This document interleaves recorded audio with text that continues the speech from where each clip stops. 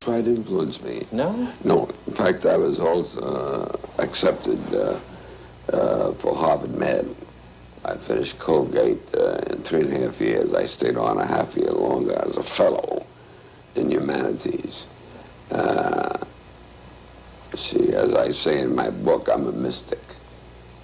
I believe in hearing the inaudible and touching the intangible and seeing the invisible. And I'm sitting there one night about 2 o'clock in the morning, marking up the papers of the freshman class in humanities. A still, small voice back of me said, "What are you going to Harvard Medical School for when your father has the biggest church in Harlem with no one to succeed him?" Called my daddy up just before Good Friday. Said, "Daddy, I'm going to ministry." I said, "Thank God, I never asked you to, though." He was elated. Yeah. And on Good Friday night, I had all the girls from the Cotton Club, by the way, at the first row. Now, wait a minute now. This is a man who's called to be a man of the cloth. There's no inconsistency with having a flair for the ladies? Well, they wear cloth, too, you know. Sometimes it's kind of sheer. You finished school. Did you immediately take over in church or assist your father? Or I had to. Daddy had a stroke. And I'd only been there at the church about 3 or 4 months. I was still going to Columbia University. And the doctor said, "Don't talk to him about anything concerning the church. Leave him alone. He's in serious shape." And the Board of Deacons convened that night and called me to the ministry of the church when I was 21 years old.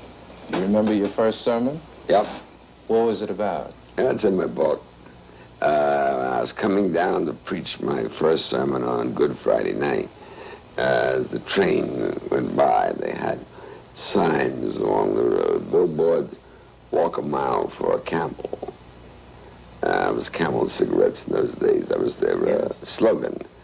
And so I preached on Good Friday night, "If you walk a mile for a camel, walk your life for Jesus Christ." Do you remember how you were received? Couldn't get into church.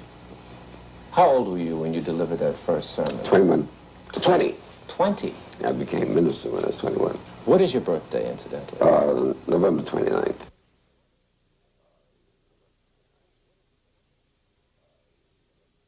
More people have gone in the pockets of bureaucracy. War on Poverty program has never been enforced as it should be.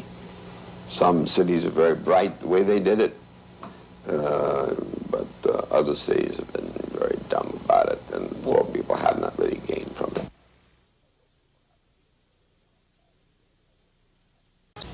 Now, when Lyndon Johnson succeeded to the presidency, he too wrote a letter of commendation to Adam Clayton Powell.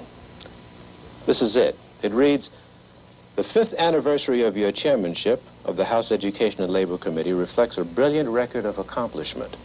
It represents the successful reporting to the Congress of 49 pieces of bedrock legislation, and the passage of every one of these bills attests to your ability to get things done.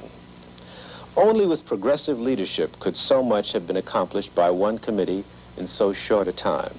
I speak for the millions of Americans who benefit from these laws when I say that I am truly grateful.